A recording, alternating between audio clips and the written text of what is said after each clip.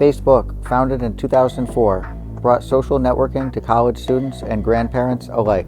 In 2009, it is cash flow positive and is expected to bring in $1 billion in revenue. Yet Facebook is stubbornly staying private and has turned to a new kind of investor for the money that otherwise might have come from a public offering.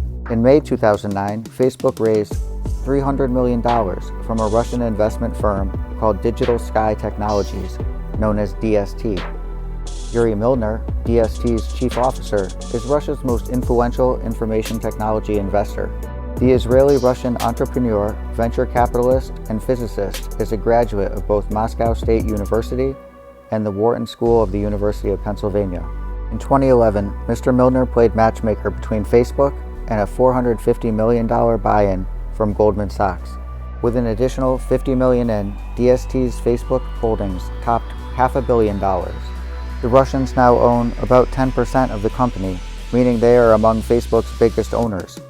What do the Russians want from Facebook? Yuri Milner said, "We chose a strategy of total and unconditional focus on the consumer internet, and I would say, even the social internet. The largest newspaper in the United States is only reaching 1% of the population. That compares to internet media, which is used by 25% of the population daily and growing." He had only praise for the business skills of Facebook's 26-year-old co-founder, Mark Zuckerberg, saying he continues to impress with the dynamism of his development as a personality. In 2011, Yuri Milner earned his way onto the Forbes billionaire list and paid a reported $100 million for an estate in Los Altos Hills in the Valley, though he and his family will continue to make Moscow their main home. In October 2012, Mark Zuckerberg met Russia's Prime Minister and former President, Dmitry A. Medvedev, in Moscow. Mr. Zuckerberg and Mr. Medvedev talked about Facebook's role in politics, though only jokingly in reference to its importance in the American presidential campaign. Facebook, in Russia as elsewhere, plays a double role as a tool for posting silly party pictures and a tool for political organizing.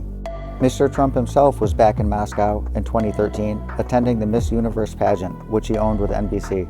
Earlier that year, at the Miss USA pageant in Las Vegas, he had announced that Russia would host the worldwide competition.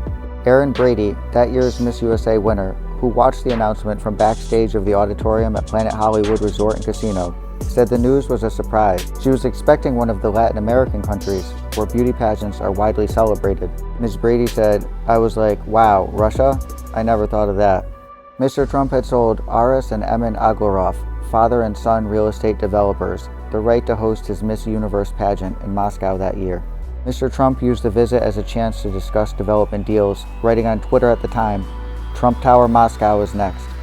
"I called it my weekend in Moscow," Mr. Trump said of his 2013 trip to Moscow. "I can't go further than that, but I will tell you that I met the top people and the relationship was extraordinary." As the Russian market opened up in the post-Soviet era, Mr. Trump and his partners pursued Russians who were newly flush with cash to buy apartments in Trump Towers in New York and Florida, sales that he boasted about in a 2014 interview. Mr. Trump told Michael D'Antonio, a Trump biographer who shared unpublished interview transcripts with the New York Times, "I know the Russians better than anybody. I was with the top-level people, both oligarchs and generals, and top-of-the-government people." In 2015, Burnett expressed an interest in building a reality show featuring Putin. Not so much a program about politics, Burnett suggested, as a hymn to the glory of Russia, the humans, the nature, the animals of the nation.